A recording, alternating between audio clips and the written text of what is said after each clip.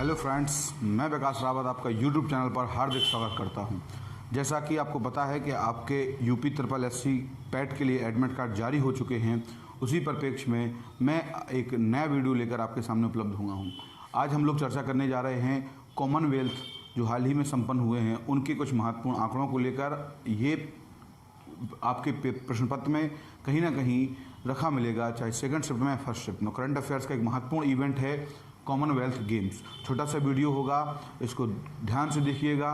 ज़्यादातर हो सके तो कॉपी पे नोट कर लीजिएगा, पेपर के टाइम पे एक दो बार इसको देखिएगा और फिर जाना, तो कहीं ना कहीं आपको कहीं इससे क्वेश्चन मिलेंगे। तो सबसे पहले शुरू करते हैं आज का ये सेशन कॉमनवेल्थ 2022। सबसे पहले आप लोग इसका स्क्रीनशॉट ले लीजिए, फिर हम लोग आगे चर्चा करेंगे।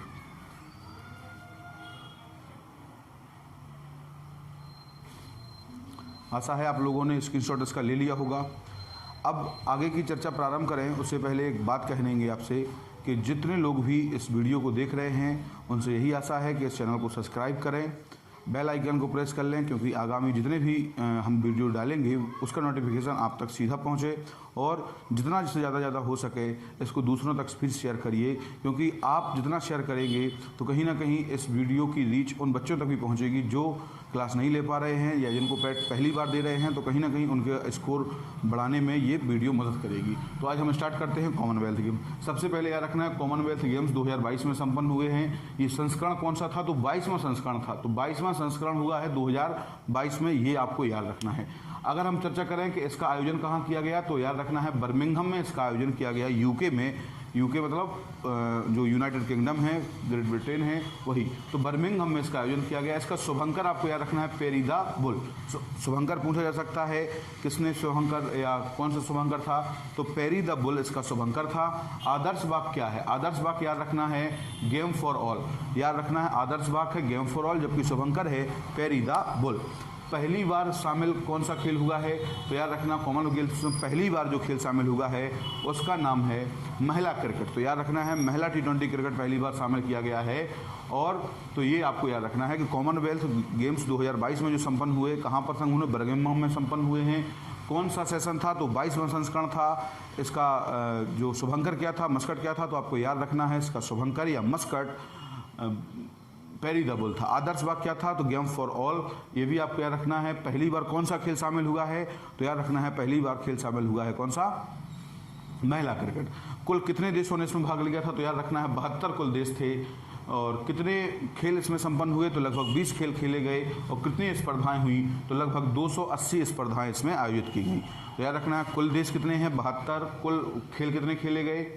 तो याद रखना है 20। और कुल स्पर्धाएं कितनी आयोजित की गई? तो 280। सबसे पहले चर्चा करें शीर्ष तालिका में कौन रहा है या पदक तालिका में किसका स्थान कैसा रहा है।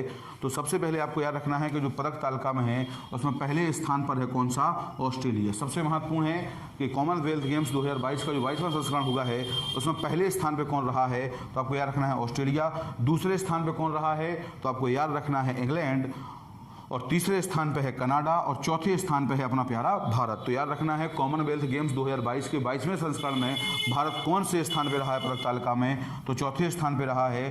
कुल भारत ने 61 पदक जीते हैं। और याद रखना है 22 गोल्ड जीते हैं, 16 रजत जीते हैं और 23 कांस्य पदक जीते हैं। तो याद रखना है भारत ने कुल कितने पदक जीते हैं कॉमनवेल्थ गेम्स 2022 में? तो याद रखना है गोल्ड जीते हैं 22, रजत जीते हैं 16 और कांस्य जीते हैं 23। ओवरऑल पदक कितने रहे भारत के? 61। अंक तालिका में पहले स्थान पे कौन रहा है? तो ऑस्ट्रेलिया। और चौथे स्थान पे कौन रहा है? तो आपको याद रखना है भारत रहा है। इसके बाद आगे चर्चा करें तो आपको याद रखना है भारत का जो ध्वजवाहक रहा है, या ध्वजवाहक की अगर बात करें तो भारतीय दल का जो ध्वजवाहक रहा, तो उद्घाटन समारोह में याद रखना भारतीय दल का जो ध्वजवाहक रहा है कॉमनवेल्थ गेम्स 2022 में, याद रखना है उद्घाटन समारोह में हॉकी के कप्तान मनप्रीत सिंह और PV सिंधु, ये दो खिलाड़ी क्या रहे हैं?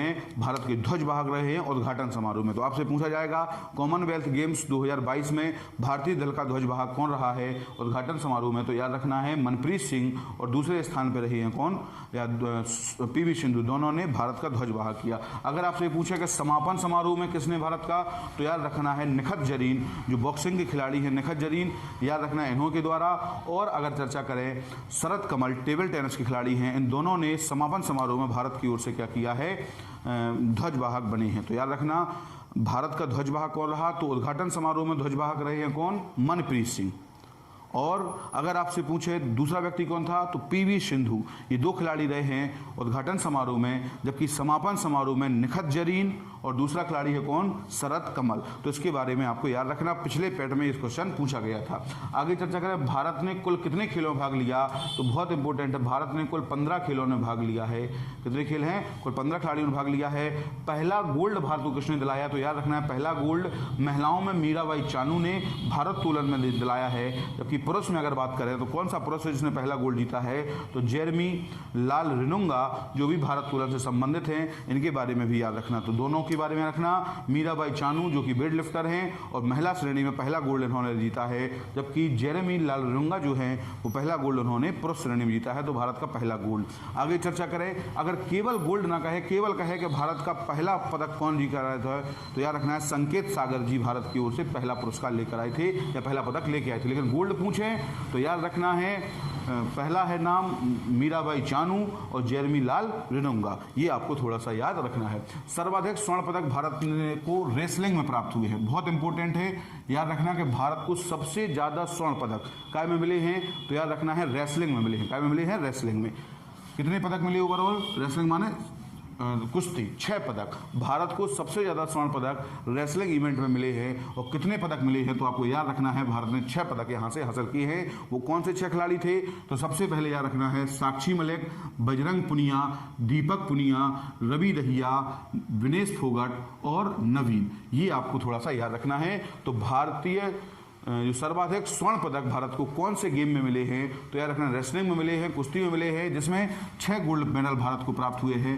पहला जो गोल्ड आया है वो साक्षी मलिक के द्वारा, दूसरा बजरंग पुनिया, तीसरा दीपक पुनिया, चौथा रवि दहिया, 5वां विनेश फोगट और 6वां आपको याद रखना है नवीन के द्वारा दिया गया। तो ओवरऑल रेसलिंग में कितने आए हैं, 6 सर्वाधिक गोल्ड जो हैं वो रेसलिंग में प्राप्त हुए। अगर चर्चा करें सुधीर के द्वारा, तो सुधीर हरियाणा के खिलाड़ी हैं, पैरा एथलीट हैं और उन्होंने पावर लिफ्टिंग मेंस में गोल्ड पदक जीता है।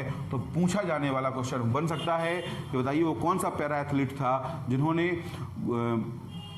पावर लिफ्टिंग में गोल्ड जीता है, तो याद रखना हरियाणा के कौन है, सुधीर ने गोल्ड पदक जीता है काय में, पावर लिफ्टिंग में। तो इसके बारे में भी आपको याद रखना। पैरा ओलंपिक है, बहुत महत्वपूर्ण बात है कि इस बार कॉमनवेल्थ में पैरा कॉमनवेल्थ एवं सामान्य जो नॉर्मल कॉमनवेल्थ होता है दोनों को साथ किया गया था। तो सुधीर ने पैरा पावर लिफ्टिंग में क्या किया है, गोल्ड मेडल हासिल किया है।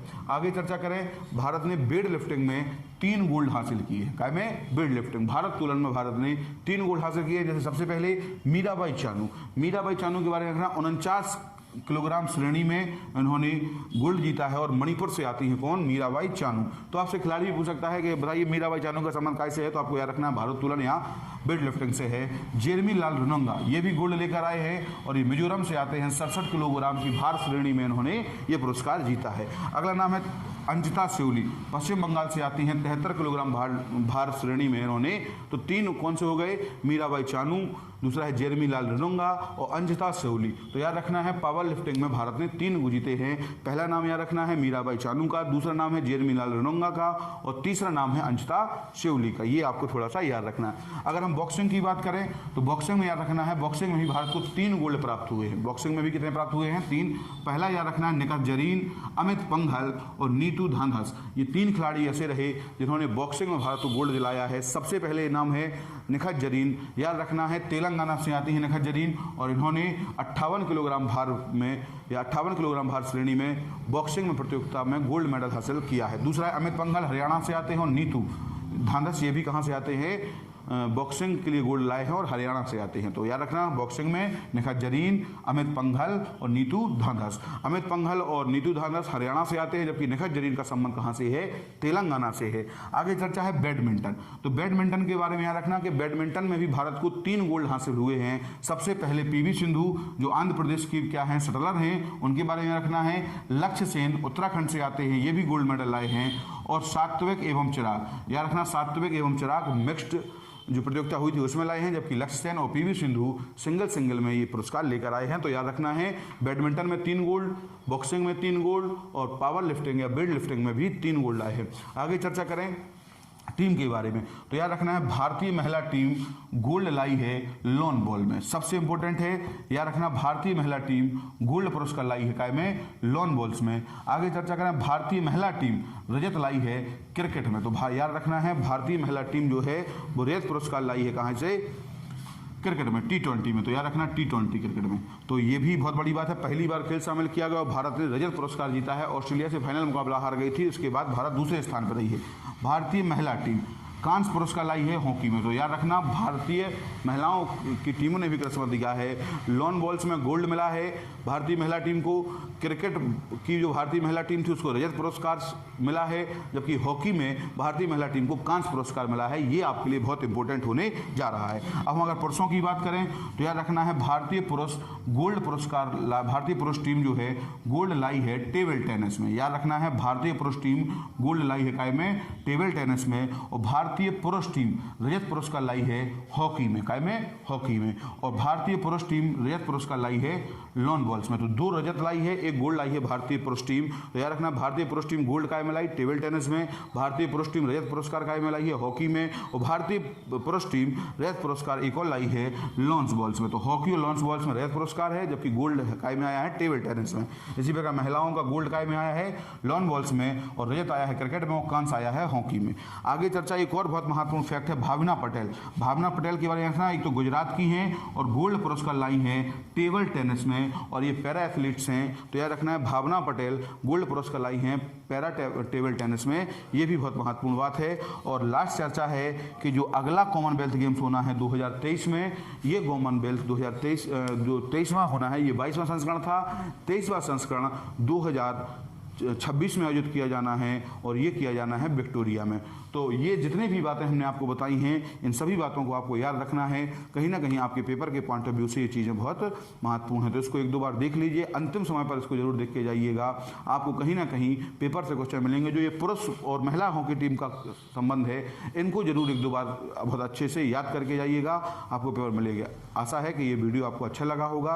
अगर अच्छा लगा है तो और लोगों को शेयर कर दीजिए, और बार बार इसका रिवाइज करिए। अंतिम प्रहार है, पेट में आपका स्कोर जितना ज़्यादा से ज़्यादा हो सके, यही इसी आशा के साथ ये मेहनत की जा रही है। तो इसका फ़ायदा उठाइए, ज़्यादा से ज़्यादा लोगों तक शेयर करिए, और सब्सक्राइब करिए, लाइक करिए और कमेंट करिए। आज के लिए इतना ही। Thank you.